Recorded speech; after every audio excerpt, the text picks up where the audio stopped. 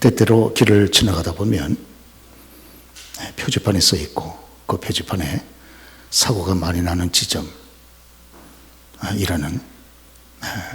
이름을 붙인 팻말이 있는 것을 보셨을 것입니다.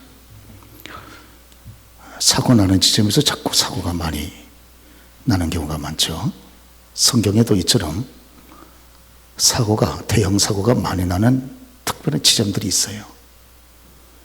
그 중에 하나가 가나안 땅 입구인 가데스 바네아입니다. 가나안 땅 입구죠. 여기 가나안 땅 입구 가데스 바네아에서 이스라엘 백성들 40년 광야 생활을 마치고 영적인 지도자였던 미리암이 여기 가데스 바네아에서 죽습니다. 그리고 40년 광야 생활을 마치고 난 다음에 이스라엘 백성들의 영적 지도자였던 모세도 여기에서 목말라 죽겠다고 아우성치는 그런 이스라엘 백성들 앞에 하나님께서는 바위를 명해서 물을 내라 했는데 모세가 혈기를 부려서 분을 내고 그래서 바위를 2번 크게 분내어 치고 난 다음에 하나님의 영광을 가려움으로 모세가 가나안 땅에 들어가는 것이 거절됐던 그런 지역입니다. 모세로서는 아주 잊을 수 없는 지역이죠. 여기서 분을 내고 혈기만 부리지 아니했더라면 모세도 그렇게 보고 싶었던 가나안 땅에 들어갈 수 있었을 것이에요. 그런데 뿐만 아니라 이 가데스 바네아 지역은 애굽에서 하나님의 은혜 가운데 해방과 구원을 받은 이스라엘 백성들이 2년 동안 광야의 길을 걸어서 이 가데스 바네아에 도착했는데 이게 도착했던 가데스 바네아에서 정작 하나님이 아브라함에게 약속했던 그 땅, 젖과 꿀이 흐르는 하나님이 주시기로 맹세했던 그 하나님의 약속의 땅, 이 앞에서 이스라엘 백성들이 그만이야 불신앙으로 입성 거부 운동을 벌였습니다. 참 안타깝죠. 축복을 눈앞에 두고 자기 발로 찬 거예요.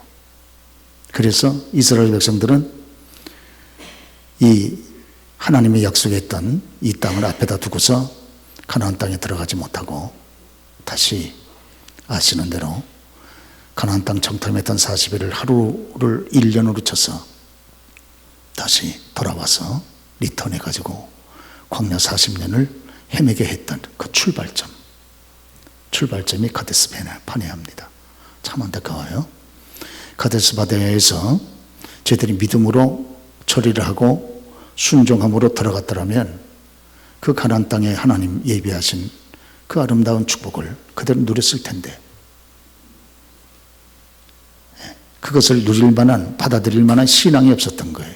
그래서 결국은 불순종하고 불신앙하고 광야로 나와서 40년을 헤매다가 20세 이상 된 애굽에서 나왔던 20세 이상 된 사람들은 다 광야에서 죽고 시체가 되고 그리고 그들의 자녀는 부모의 죄를 대신 걸머지고 부모의 시체를 치우면서 광야의 길을 걸어가야만 했던 그 출발점, 불신앙의 출발점, 불순종의 출발점, 재앙과 저주의 출발점이 가데스 바네아입니다. 여기에 보면 이스라엘 백성들이 가데스 바네아에 도착을 했을 때 바로 가나안 땅에 들어가면 되는 겁니다. 왜? 하나님께서 말씀하셨고 명령하셨고 그리고 또 하나님의 맹세하신 축복의 땅이니까 하나님께서 얼마나 주고 싶으시겠어요. 아버지신데 자녀들 이스라엘 백성들에게. 그래서 애굽 땅에서 고생했던 모든 것을 능히 보상하고도 남는 그리고 지금까지 걸어왔던 광야의 그런 거친 고생의 세월을 능히 보상하고도 남는 그런 축복된 아름다운 땅을 하나님이 일찍이 말씀하셨고 이제 드디어 그 앞에까지 왔는데 들어가면 되잖아요. 또 이스라엘 백성들을 지금까지 앞서서 인도해 주신 전능하신 하나님이 또 앞서서 가나안 땅 입성도 인도하지 않으시겠습니까? 그러니까 순종해서 들어가면 됩니다. 그런데 참 이 축복의 거룩한 하나님의 땅 앞에서 이스라엘 백성들이 믿음이 없어요. 불쌍했습니다. 그래서 마음의 두려움이 가득해가지고 굳이 안 해도 되는 일을 굳이 정탐을 해보자는 거예요. 여러분과 저도 그런 일이 있지 않습니까? 굳이 안 해도 되는 일이에요. 근데 믿음이 없으니까 미리 살펴보자는 거예요. 하도 애걸복걸 강구하니까 모세가 지도자로서 분노한 가운데 그럼 그렇게 한번 해보세요 하고 정말 내키지 않는 허락을 한 겁니다. 하나님께서도 이스라엘 백성들이 저렇게 믿음이 없어 순종하지 못하고 바로 들어가지 못하고 저렇게 정탐하자 그러니까 그럼 정탐하도록 해라 하고 분노 가운데 허락한 거예요. 그래서 아니나 달라 10명을 이스라엘 12지파 각 지파의 지도자들, 그래도 가장 앞선 우두머리들을 정탐꾼들로 정탐꾼 대여를 만들어서 보냈습니다. 보내면서 들어가서 그 가나안 땅에 그 땅을 살피고 그리고 가나안 땅의 성읍을 살피고 그리고 거기에서 사는 사람들을 잘 살펴봐라. 그리고 거기에서 땅이 얼마나 좋은지 증거하기 위해서 그 땅에서 나오는 열매를 좀 가져와 보라. 그렇게 모세가 명령을 했습니다. 기왕에 들어가는 거니까. 그래서 40일을 잘 다녀왔어요. 그리고 이스라엘 백성들이 이제 애굽 땅에서 나와서 광야 고생스러운 세월을 마치고 가나안 땅 입구에서 지금 정탐꾼들을 보내놓고 얼마나 그렇게 기다렸겠습니까? 40일을 하루처럼 그렇게 긴장, 초조, 기대감, 흥분 속에서 기다리지 않았겠습니까? 갔다 와서 이 40명의 12명의 정탐꾼들이 보고를 합니다. 그러니까 250만 이스라엘 백성들이 정말 숨소리 하나 안 들릴 정도로 초긴장 상태에서 이들의 보고를 듣는 거예요. 그런데 먼저 보고한 사람이 10명인데 다수니까, 그런데 참 안타깝게 이 10명의 지도자들이 믿음이 없는 사람들이었어요. 자, 믿음이 있는 사람들이었으면 얼마나 좋을 뻔했습니까? 이들이 보고합니다. 과연 우리가 정탐을 해보니까 하나님 말씀하신 대로 정말 기가 막힙니다. 정말 적각꿀이 흐르고, 여러분 여기 과일 보세요. 포도송이를 하나를 따왔는데 얼마나 포도송이가 큰지, 얼마나 땅이 기름진지, 포도송이 한 송이를 그 두 사람이 막대기를 꽂아가지고 둘이 들고 온 거예요. 그리고 여기 석류 좀 보세요, 석류. 그리고 여기 무화과 나무 좀 보세요. 무화과 열매 좀 보세요 하니까 엄청나거든요. 그런데 놀라운 것은 우리가 들어가 보니까 거기에 사람 사는 성읍은 요새와 같습니다. 요새. 그리고 그 성벽이 얼마나 높은지 하늘에 닿았습니다. 과장이죠. 그리고 그곳에 사는 사람들 보니까 이 기골이 장대한 안악자손의 후손들이 사는데, 우리가 그 사람들 앞에서 우리 자신을 비추어 보니까 우리는 메뚜기 같습니다. 우리 못 들어갑니다. 거기 개인이 가나안 들어간다고 도전했다가 그 사람들한테 칼 맞아서 우리뿐만 아니라 우리 죄 없는 처자식들까지 다 죽습니다. 여러분 안 됩니다. 우리가 잘못 온 것 같습니다. 이러고 불신하게 보고를 합니다. 그러니까 온 백성들이 그 말을 듣고 기가 막히지 않습니까? 여태까지 고생해서 여기까지 왔는데, 그러니까 이 사람들이 그 얘기를 듣자마자 이구동성 다 소리를 크게 높입니다. 그리고 곡을 하기 시작하는, 곡하는 거, 여러분 곡하는 거 들어보셨죠? 그냥 우는 거하고 곡하는 건 다릅니다. 곡하는 건 땅을 치고 가슴을 쥐어 뜯으면서 원망과 저주와 탄식을 담아가지고 크게 그냥 엉엉하는 게 곡하는 거 아닙니까? 그러죠? 곡을 하되 잠도 안 자고 밤새도록 곡을 합니다. 그래서 그들의 마음에는 원망이 가득하고, 모세와 아론 그들의 지도자에는 원망이 가득하고, 그들의 눈에는 원망의 눈물, 이런 정말 눈물이 가득하고, 이래가지고 막 밤새도록 요동을 치면서, 그러면서 함께 모여서 그들이 입을 맞춥니다. 우리 이제 가나안 땅에 못 들어가니까 이제라도 지도자 새롭게 세워가지고 애굽으로 돌아갑시다. 그게 우리 사는 길이 아닙니까?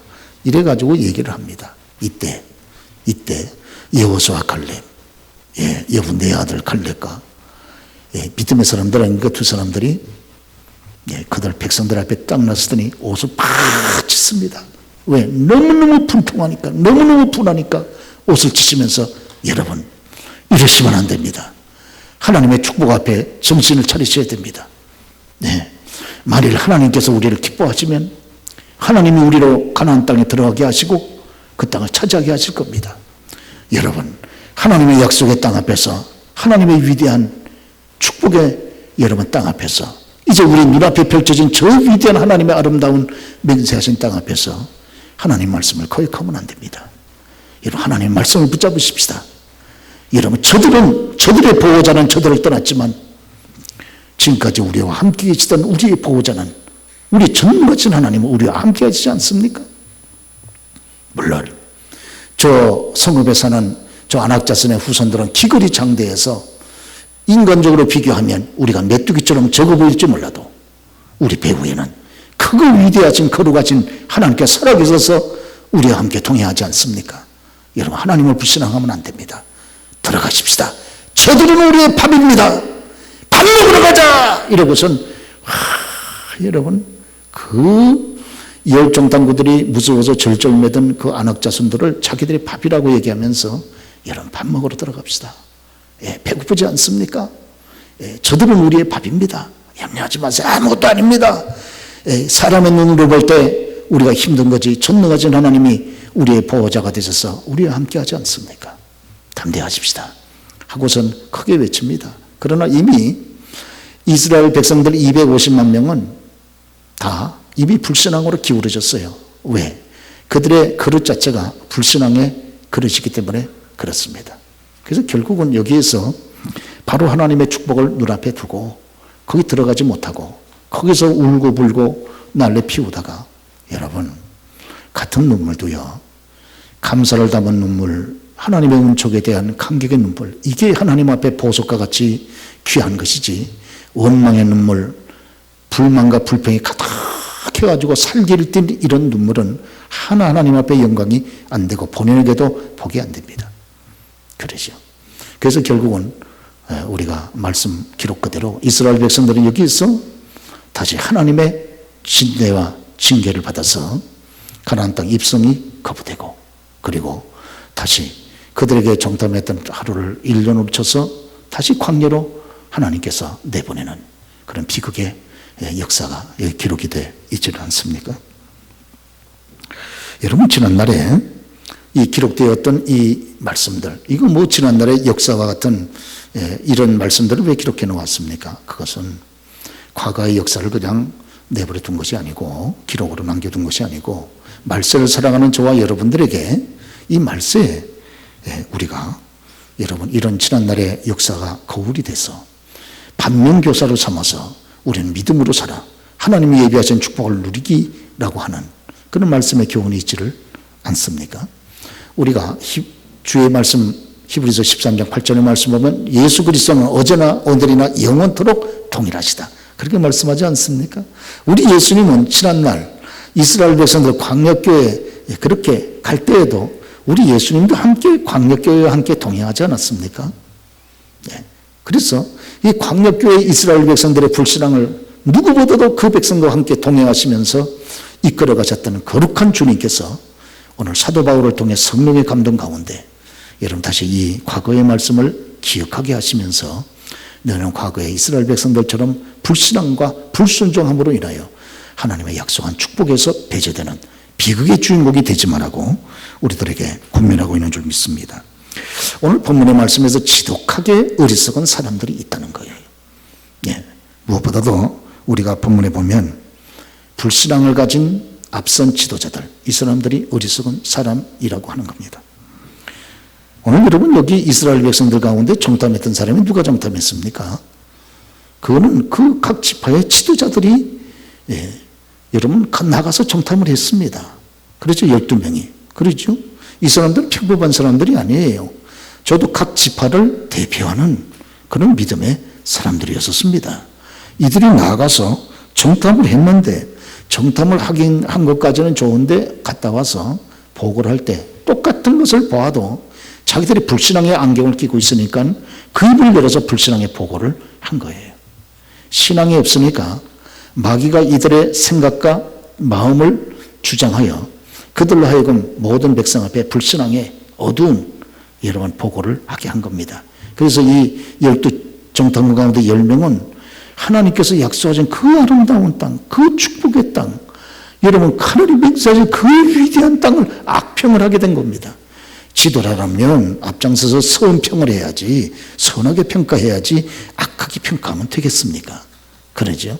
그래가지고 이 지도자들의 10사람의 말을 듣는 모든 백성들로 하여금 큰 원망, 불평, 낙심, 좌절에 빠지게 만든 이런 결정적인 계기를 이 사람들이 만든 것입니다.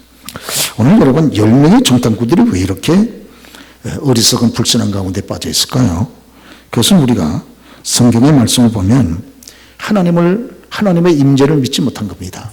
이들은 지금까지 구원받고 해방된 이후에 그들과 더불어 함께 하시고 그들을 앞장서 인도하신 위대한 하나님의 임재를 그들은 믿지를 못한 거예요.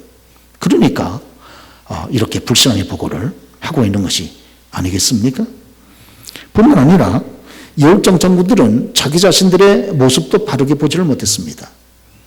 구원받은 그래도 각 지파의 대표로 뽑아놓은 지도자인 열정탐꾼은 어떤 사람들입니까? 하나님 앞에서. 그들은 하나님의 자녀들 아닙니까? 하나님의 종들이죠. 그리고 하나님의 백성 아닙니까? 그들 배후에는 아버지 되신 하나님이 계시고 그들 배후에는 왕 되신 하나님이 계시고 그들 배후에는 주인 되신 하나님이 계셔서 그들을 보호하시고 그들을 인도해 주시고 지금 그들을 여러분 축복하고 계시지 않습니까? 그 거룩한 하나님의 임재를 보지를 못하니까 사람만 보고 거룩한 하나님을 못 보니까 불신앙적인 보고를 하게 되는 것 아니겠어요? 그 40세 된 그런 간호사 한 분이 계시는데 이분은 평생 독신으로 있으면서 이 광부들을 그렇게 돌보고 그리고 치료하고 했던 귀한 분입니다. 그런데 어느 날 집에 있는데 탄광이 모질게 비바람이 치는 그날 탄광이 무너져 내렸다는 말을 들었어요. 그리고 탄광 속에 여러 광부들이 지금 갇혀 있다는 얘기를 들었습니다. 그 얘기를 들으니까 이 광부들을 사랑하고 그리고 광부들을 치료하기 위해서 자기의 일생을 바쳤던 40세가 넘은 이 여러분 간호사가 막 정신이 없어가지고 자전거를 타고선 그 비바람 치는 시간에 막 탄광 쪽으로 달려갔습니다. 달려가다가 그만 이 기둥 전봇대 큰 거를 비바람이 치는 바람에 잘 못 보고 그걸 부딪혔어요. 그래가지고 자전거가 콱 넘어졌습니다. 넘어진 것까지는 좋은데 이 넘어질 때 척추를 크게 다쳤습니다. 그래가지고 이분이 병원에 가서 진단을 해보니까 척추가 그만 끊어지고 하반신이 마비가 돼버린 거예요. 참 안타까운 일이죠. 그래서 여러 해 동안 척추 치료를 받았습니다. 그리고서 어느 정도 척추가 치료가 되고 하반신이 마비됐으니까 휠체어를 타고 탈 수 있을 때 그런 휠체어를 타고 이 광산에 다시 나타났습니다. 그리고 이 광산에서 힘들게 생활하고 있는 광부들을 또 치료해 주는 거예요. 주변에 있는 사람들이 참 안타까워서 당신은 어떤 힘을 가지고 이렇게 그렇게 어려움을 당했으면서도 또 광산을 잡고 광부를 치료하는 일에 당신의 시간을 들이십니까? 그럴 때 이 간호사가 했던 말이 있습니다. 지금도 하나님께서 살아계셔서 나를 지켜보고 계시고 그분이 항상 나를 바라보시면서 웃고 계신다면 나는 언제까지나 이런 일을 할 수 있습니다. 그 말을 했습니다. 하나님께서 자기를 지켜보고 계시고 하나님이 자기를 향해서 바라보시면서 웃고 계신다면 자기는 얼마든지 이 일을 평생 죽을 때까지 할 수 있다는 거예요. 여러분 오늘 믿음의 사람 아닙니까? 이 열정탐꾼 속에는 이런 믿음이 없었던 거예요. 하나님이 자신들과 더불어 함께 계시고 그 하나님이 자신들을 얼마나 소중하게 귀하게 세워놓으셨는데 하나님의 자녀로 이 영광을 주셨는데, 하나님의 종으로 이 영광을 주셨는데, 하나님의 백성으로 거룩한 하나님의 통치와 다스림을 받는 주의 백성으로 세워주셨는데 그거를 믿음으로 받아들이고 붙잡지 못하니까 가나안 땅에서 살고 있는 헤브론의 아낙 자손들, 그들의 기골에 장된 걸 보고 그만 주눅이 들어가지고 자기를 비하시키고 그들 앞에는 우리는 메뚜기 같기 때문에 잘못 들어갔다는 그들에게 밟혀주고 하면서 불신앙의 보고를 한 겁니다. 그러니까 또 믿음이 없는 이스라엘 백성들은 또 그 말을 그대로 받아들여가지고 울고 불고 야우성이고 이래가지고 지금 하고 있는 겁니다. 오늘 사랑하는 여러분, 우리 하나님께서 이스라엘 백성들을 어떻게 사랑하셨습니까? 우리가 신명기 1장 31절에 보면 우리 하나님은 이스라엘 백성들을 구원하신 다음에 얼마나 사랑하는 자기 아들을 아는 것 같이 꼭 안고 하나님께서 그 백성을 인도하셨다, 이렇게 기록이 되어 있습니다. 그래서 신명기 1장 31절에 사람이 자기의 아들을 안는 것 같이 너희 하나님 여호와께서 너희가 걸어온 길에서 너희를 안으사, 이렇게 되어 있습니다. 뿐만 아니라 우리 하나님은 구원하신 자기의 택한 백성들을 보호하시기 위해서 독수리 날개 위에다 태워가지고 광야길을 지나게 하셨다는 거예요. 그래서 출애굽기 19장 4절의 말씀 봐도 내가 어떻게 독수리 날개로 너희를 업어 내게로 인도하였음을 너희가 보았느니라 이랬습니다. 아니 여러분, 그렇게 하지 않았으면 어떻게 광야길을 지났겠습니까? 거기에 2년은 그만두고 2달인들 지낼 수 있겠습니까? 2달은 그만두고 이틀이라도 지날 수 있겠습니까? 그 광야, 그 건조한 땅, 그 막막한 땅, 물 없는 땅, 죽음의 땅, 그 정갈과 뱀이, 불뱀이 날뛰는 그 무서운 땅에 어떻게 이스라엘 백성들이 애굽에서 구원받았다 보면 가데스 바네아까지 올 수 있었겠냐, 그 말이에요. 이런 위대한 하나님이 함께 하심을 매번 보지 않았습니까? 그들 낮에는 구름 기둥으로 하나님께서 그들을 보호하시는 걸 보지 않았습니까? 밤에는 그 엄청난 불기둥이 세워져서 이스라엘 백성을 따뜻하게 보호하시면서 인도하는 걸 체험하지 않았습니까? 애굽에서 나온 이스라엘 백성들의 수가 장정만 60만 다 합하면 250만 명인데 용인시와 수원시 다 합친 인구보다 더 많은데 이런 인구들이 밤에 이 추운 사막 땅에서 따뜻하게 보호를 받으려면 불기둥이 얼마나 커야 되겠습니까, 여러분? 그거 보지 않았습니까?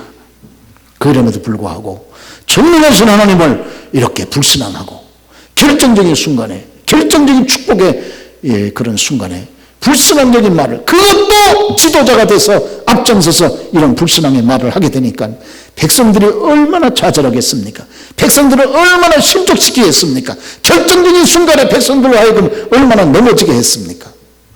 우리 주님께서 말씀하시기를 소자 한 사람을 실족시키면 연자맷돌을 목에다 메고 깊은 바다에 빠지라 그랬는데 하나님께서는 이 수많은 250만에 되는 엄청난 이스라엘 백성들을 그들의 불신앙의 말로 실족시킨 이 10사람의 정탐꾼을 하나님은 다 재앙으로 다 죽여버리셨다, 이렇게 성경에 말씀하고 있는 것이 아닙니까? 지도자면 지도자다워야지.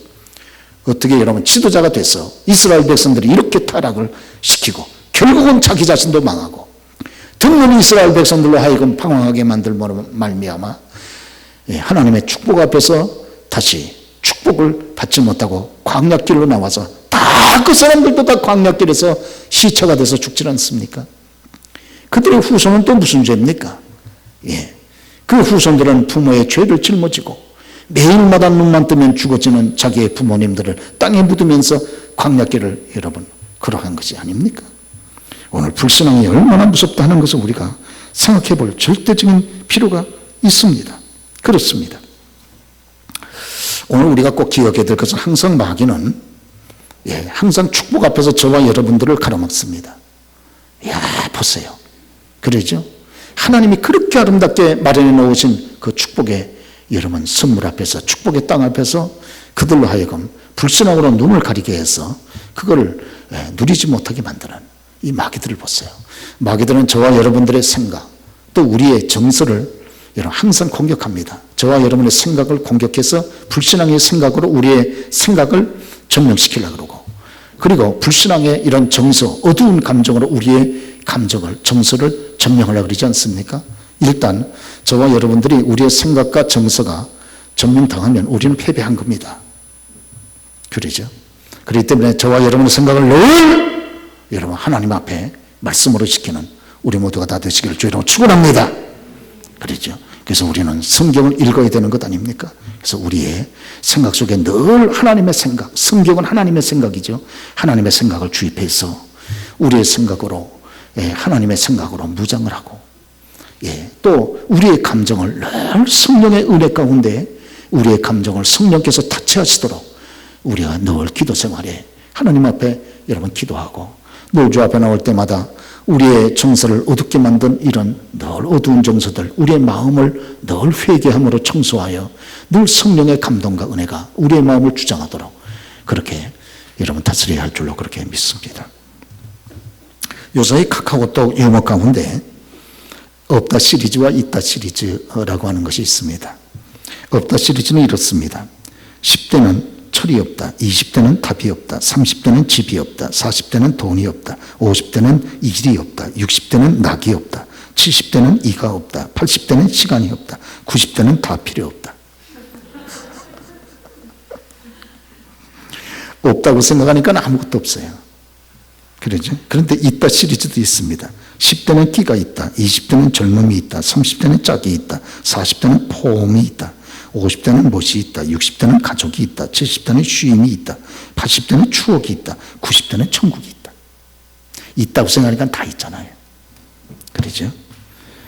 똑같은 것을 봐도 믿음의 안경을 끼고 보니까 그렇게 아름답고 축복된 것 아닙니까? 불신앙의 안경을 끼고 보니까 그렇게 악평을 하지 않습니까? 교회 여러분, 여러분이 지금 어떤 안경을 끼고 계십니까? 그러죠. 똑같은 것을 보면서도 하나님께서 함께 하시는 걸 보는 사람은 선평을 할 것이고 선하게 평가할 것이고 그리고 하나님의 축복을 누리면서 즐거워할 것이고, 불신앙의 안경을 낀 사람은 축복 앞에서도 그 축복을 자기의 발로 내던져버리고 내쳐버리고 리젝트해버리고 그리고 하나님의 재앙 가운데 죽어가는 것이 아닙니까? 그렇습니다. 오늘 여호수아와 칼렙 두 사람은 똑같은 것을 보면서도 믿음이 있었습니다. 그렇기 때문에 그들은 담대함이 있지 않았습니까? 그리고 가나안 사람들, 그렇게 열정당꾼들이 그렇게 두려워하는 그 사람들 향해서 저들은 우리의 밥이야. 자, 여러분 얼마나 매력이 있습니까? 얼마나 멋있습니까? 하나님이 여호수아 갈렙의 그런 신앙의 말을 들을 때 얼마나 마음이 시원했겠어요. 그렇죠? 오늘 그렇습니다. 열 사람의 불신앙의 지도자들은 백성들에게 악한 영향을 미쳤고, 그리고 불신앙적인 행동을 해서 저주 가운데, 죽음 가운데 이렇게 했지만, 오늘 여호수아 칼렙은 백성들이 그들의 말을 듣지는 않았지만 우리 하나님께서 여호수아 칼렙을 인정을 하시고 기억하셔서 아시는 대로 여호수아는 모세를 이은, 모세 대회를 이은 자기 위대한 영적 지도자로 하나님이 여호수아를 사용하셨고, 칼렙은 많은 사람이 다 죽는 가운데서도 칼렙의 생명을 연장시키셔서 헤브론 땅, 바로 이스라엘 백성들이 안악자손 기골이 장대한 거인들이 산다고 하는 것이 헤브론 아닙니까? 헤브론. 그런데 칼렙이 85세 되었을 때 여호수아에게 저 헤브론 땅 점령을 나한테 맡겨주시오. 그랬습니다. 저 기골이 장대한 안악자손이 있어가지고 우리로 하여금, 백성들로 하여금 저 땅에 40년에 들어가지 못하게 했던 저 헤브론 땅 점령을 나한테 맡겨주시오 해가지고 여호수아가 칼렙한테 맡기지 않았습니까? 칼렙은 85세에 100발을 날리면서도 믿음을 가지고 저 헤브론 땅을 점령을 해서 거기서 살고 있는 안악의 후손들을 전부 다 쓸어버리지 않습니까? 우리가 성경에 보면 믿음의 사람들의 위대한 모습이죠. 할렐루야. 오늘 우리는 대단히 연약합니다. 참 연약해요. 그러죠? 종이 한 장이 얼마나 연약합니까? 그러나요, 이 종이 한 장을 벽에다가 딱 붙여보세요. 얼마나 여러분 강한지. 그렇죠? 마찬가지로 저와 여러분 몸도 연약하여 사실 넘어질 수밖에 없는 연약한 존재지만, 그러나 전능하신 하나님, 크고 두렵고 위대하신 하나님, 말씀 한마디로 천지를 창조하신 하나님, 지금도 살아계신 거룩한 하나님이 저와 여러분의 보호자가 되셔서 우리 아들보다 딱 하나가 돼가지고 여러분 통행하신다 그러면 저와 여러분 얼마나 강한 자가 되겠습니까? 믿기를 주의 이름으로 축원합니다. 어리석은 자는 여기 보는 대로 여러분 원망하는 이스라엘 백성들입니다. 그러죠. 이스라엘 백성들이 지금까지 애굽에서 나와서 광야길을 거쳐가면서 얼마나 많은 하나님의 은혜를 보았습니까? 그렇죠. 예. 홍해를 건넌 일을 보며 또 여러분, 예. 하나님께서 그들에게 새벽마다 만나를 거두게 하신 것을 보며 이 마지막 때 저와 여러분들이 새벽 시간에 주목할 필요가 있습니다. 광야교회 이스라엘 백성들도 새벽 시간에 하나님께서 만나를 주시잖아요. 그래서 생명의 양식을 삼게 하고 하루를 살게 해 주시잖아요. 그 만나는 매일매일 거둬야 되잖아요. 그러죠? 우리 예수님께서 이 땅에 거시는 동안에 새벽 시간만 새벽 4명에 아주 어두울 때 일어나서 한적한 곳으로 가서 거기서 기도하지 않으셨습니까? 우리 예수님은 저와 여러분 구원을 위해서 고난을 받으실 때 가야바의 뜰에서 밤새 신문을 받으시다 새벽에 금요일 새벽에 빌라도의 뜰에 끌려가셔서 온갖 신문과 조롱을 다 받으시고 결국 십자가에 못 박히시지 않으셨습니까? 마가복음 13장을 보면 우리 예수님께서 이 땅에 오시는 날에 대하여 말씀하실 때 재림의 징조를 말씀하신 다음에 깨어있으라고 권면하시면서 우리 예수님이 이 땅에 재림하시는 그날이 혹 해 저물 때일는지 밤중일는지 한밤중일는지 다굴 때일는지 새벽일는지 알지 못한다고 말씀하지 않았습니까?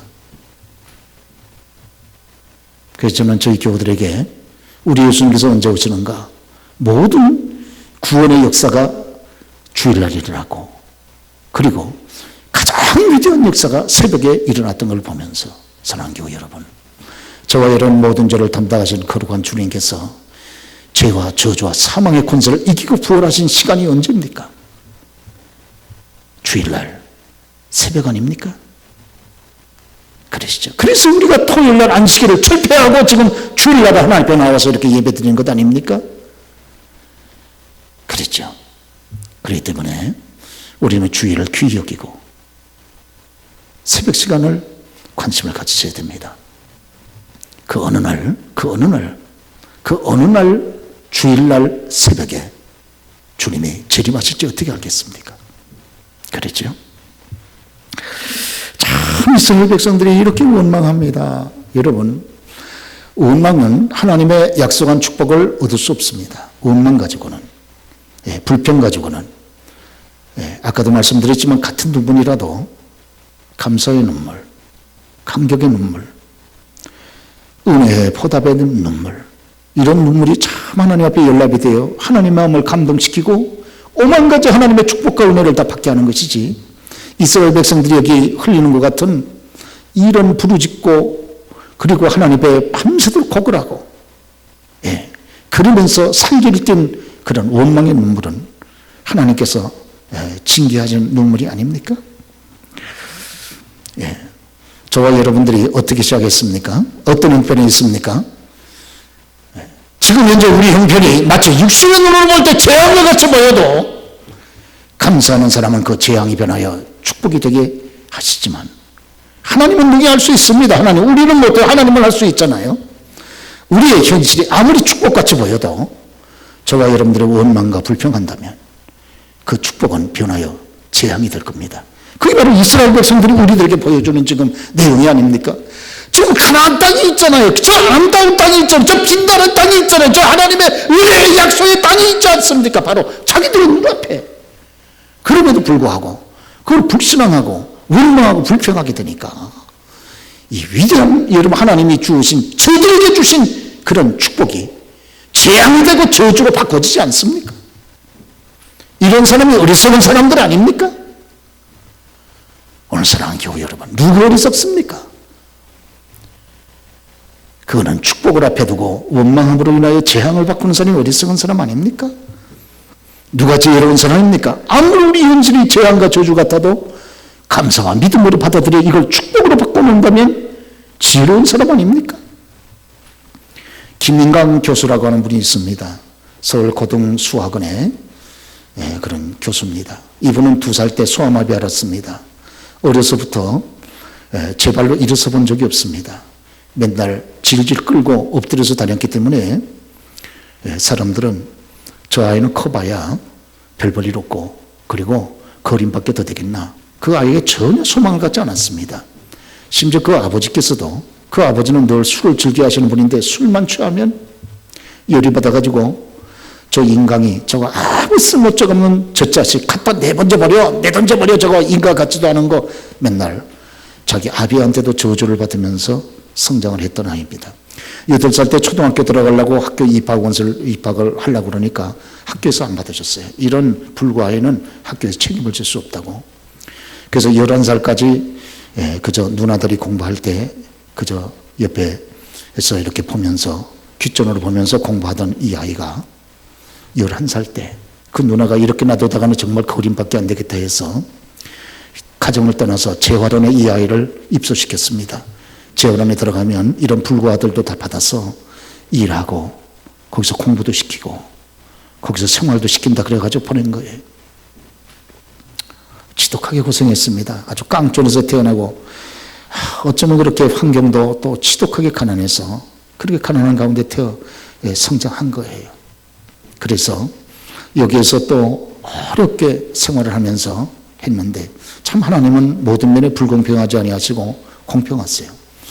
이렇게 기가 막힌 육체의 어려움이 있는 사람에게 하나님께서는 또 다른 잘하는 면을 하나 주셨어요. 그게 바로 이 김민강 박사에게 공부하는 머리를 주셨어요. 그 참 공부를 잘해요. 공부하는 걸 즐거워해요. 거기다 자기가 볼 때 자기는 아무것도 할 게 없고 그저 공부하는 것밖에 없겠다 해서 또 의지를 가지고 공부하고 그래서 공부하는 머리가 있는 반면에 거기 또 의지도 첨가가 되니까 공부가 좀 더 진보가 있지 않았겠습니까? 그래서 중학교를 대전 중학교를 들어가고 또 고등학교는 들여보내면 뭐래? 다 저는 불구하기야. 해봐야 뛰어봐야 벼룩이지 하고선 모든 사람이 공부시키지 말라는 걸 재활원에 있는 교사 선생님 한 분이 최 선생님이라는 분이 아니야. 인강아 넌 그래도 공부해라. 그래서 이 선생님의 절대적인 후원과 지지 때문에 참 이렇게 천사 같은 사람이 있습니다. 그래가지고 충남고등학교를 공부를 했는데 거기서 수석했습니다. 그리고 이제 대학을 들어가야 되는데 몸이 워낙 붉으니까 다른 거 하면 너희는 먹고 살 수 없어. 그래서 몸을 움직이지 않고도 먹고 살 수 있는 게 뭐 있나 찾아보다가 수학과를 선택했어요. 그래서 서울대학교 수학과를 시험을 쳤는데 합격했어요. 서울대학교 수학과에서 공부를 했습니다. 그런데 늘 자기가 너무 붉으니까 여러분 서울대학교 들어가 보신 분은 계시지 않습니까? 관악 캠퍼스에 보면 학과마다 강의실이 멀리 떨어져 있고 또 계단이 많습니다. 높은 데 아닌데. 그러니까 양쪽에 목발을 짚고 다니니까 얼마나 힘든지 몰라요. 네. 그리고 득에다 또 대학의 학생들 전공 소족들이 다 이렇지 않습니까? 또 그것도 전공 소족이 여러 권 넣으면 또 보통 무거운 게 아니고. 어느 날 공부를 하는데 폐가 너무 아파, 가슴이. 그래서 가서 병원에 가봤더니 폐가 큰 구멍이 뚫려져 있는 거예요. 그걸 왜 그러냐 그랬더니 목발을 짚고 너무 오르락내리락 많은 시간을 걸어 다니니까 이 갈비뼈하고 폐가 자꾸 부딪히는 바람에 폐가 얇아져서 구멍이 뚫렸다는 거예요. 그 정도로 고생을 했습니다. 한 번은 강의실에서 공부를 하는데 학생들이 이 학생이 너무 안 됐으니까 늘 이 학생의 김인강 학생의 짐을 늘 들어다 줬습니다. 늘 그 학생들이 다 그러는 줄 알고 어느 날 자기 옆에 있는 학생한테 다른 강의실로 옮기기 전에 이 짐을 좀 옮겨달라 그랬더니 그 옆에 있는 학생이 냉정하게 그러더라는 거예요. 이 정도는 본인이 할 수 있어야 되지 않습니까? 이 정도는 본인이 할 수 있어야 되지 않습니까? 그 말을 듣고 충격을 받았다는 거예요. 이 정도는 자기의 책가방을 옮기는 정도는 아무리 불구라고 할지라도 본인이 옮길 수 있어야 공부하는 학생이 아닙니까? 그렇게 옆에 있는 학생이 냉정하게 얘기를 했는데 처음에는 대단히 상처가 됐지만 그 말이 자기의 마음을 일깨워줬다는 거예요. 그렇지. 내가 불구라고 해서 다른 사람을 잡고 의존하는 이 나약한 정신 이거 가지고는 아무것도 못되겠다. 그래서 그때부터는 그렇게 무거워도 자기가 짊어지고 목발을 짚고 그러면서 공부를 했는데 대학을 졸업을 했어요. 졸업할 때에는 자기가 운동을 못하니까 운동 점수 때문에 전체적으로 자기 과 전체에서 수석을 못하고 두 번째 차석을 했다 그러더군요. 그러고 난 다음에 외국 유학을 가고 싶어서 이 학생이 대학 때 전도를 받아서 예수를 만났습니다. 대학 때 어느 대학생 선교회에 있는 누이가 자기한테 와서 예수를 전하더래요. 그래서 자기는 그때까지 하나님을 원망하고 있었기 때문에 하나님, 이게 뭡니까? 사람으로 태어나게 하려면 제대로 태어나게 하셔야지. 하나님이 살아계신다면 정말 나를 이렇게 처참한 불구로 태어나게 하셨습니까? 늘 하나님을 저주하고 원망하고 있었는데 여기 예수 믿는 어느 자매를 통해서 자기한테 절실하게 전도를 받고 그가 그때 중심으로 전도를 받아서 하나님을 만났다는, 예수를 만났다는 거예요. 그리고 나서 인생이 바뀌어진 거예요. 내가 왜 이렇게 불구로 처참하게 태어나서 성장해야 되었는가 하는 것을 깨닫게 됐다는 거예요. 하나님의 섭리를 깨닫게 됐다는 거예요. 그리고 난 다음에 미국에 지원을 해서 미국의 버클리 대학, 유명한 대학이죠. 특별히 위상수학으로 유명한 대학인데 여기에 원서를 집어넣어서 여러 대학에도 됐지만 나는 공부하려고 그러면 가난하니까 학비하고 생활비를 책임지는 대학에 들어가야 된다 해서 넣었는데 버클리 대학이 돼서 버클리 대학에서 수학을 공부를 하고 수학 가운데 위상수학을 공부를 해서 학위를 얻고 지금 돌아와서 서울대학에서도 강의를 좀 하고 카이스트에서도 강의를 하고 지금은 고등수학원에서 교수로 있습니다. 그분이 기가 막힌 자기의 환경 가운데서 자기가 기도를 배웠고 어려운 환경 가운데서 하나님 앞에 감사할 때 하나님의 자기의 생애를, 자기의 삶을 기적적으로 인도해 주신 그 위대한 사랑을 감격을 해서 자서전을 쓰면서 간증서를 썼습니다. 그것이 아까 여러분들에게 추천해드린 기쁨의 공식입니다. 공식도 이런 처참한 여건에서도 기뻐할 수 있는 공식이 있다는 거예요. 그 공식을 예수 안에서 발견했다는 겁니다. 그리고 저 책을 쓴 거예요. 그러죠. 저분에 대한 그 사진 한번 좀 띄워보세요.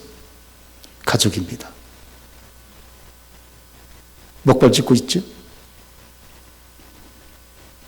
하나님의 살아계심을 증거하고 있는 거죠. 언제? 믿음을 갖고 감사할 때 하나님이 이렇게 역사하신다고 하는 거예요. 결론적으로 사랑하는 교회 여러분, 오늘 아까도 말씀드렸지만 재앙을 축복으로 바꾸는 사람들이 있습니다. 김인강 박사처럼 자기는 정말 재앙이에요. 그러나 예수를 믿고 예수를 만나고 첫째, 두 번째 감사를 만나고 셋째 기도를 만나면 재앙이 축복이 된다는 거예요. 그러나 아무리 축복된 이 환경이라 할지라도 감사할 때 감사하지 못하고 원망하고 불평하고 불신앙하면 내 눈앞에까지 다가왔던 축복도 내던져버리고 재앙과 저주 가운데 빠질 수밖에 없다고 하는 겁니다. 그 위대한 사건을 우리들에게 성경이 교훈해주고 있으며 사랑하는 교회 여러분, 예수 만나셨잖아요.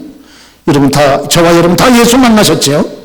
할렐루야! 그러면 이제 우리의 환경이 어떠하든지 간에 그 다음에 여러분 두 번째 만나야 될 것이 중심의 감사를 만나셔야 됩니다. 세 번째, 기도하고 간구하는 것을 만나셔야 됩니다. 그러면 저와 여러분의 환경이 어떠하든지 간에 우리 하나님의 손이 함께 하셔서 여러분 변화시키는 위대한 기적이, 은혜가 우리 가운데 함께 할 줄로 믿어지면 아멘 하시기 바랍니다. 아멘.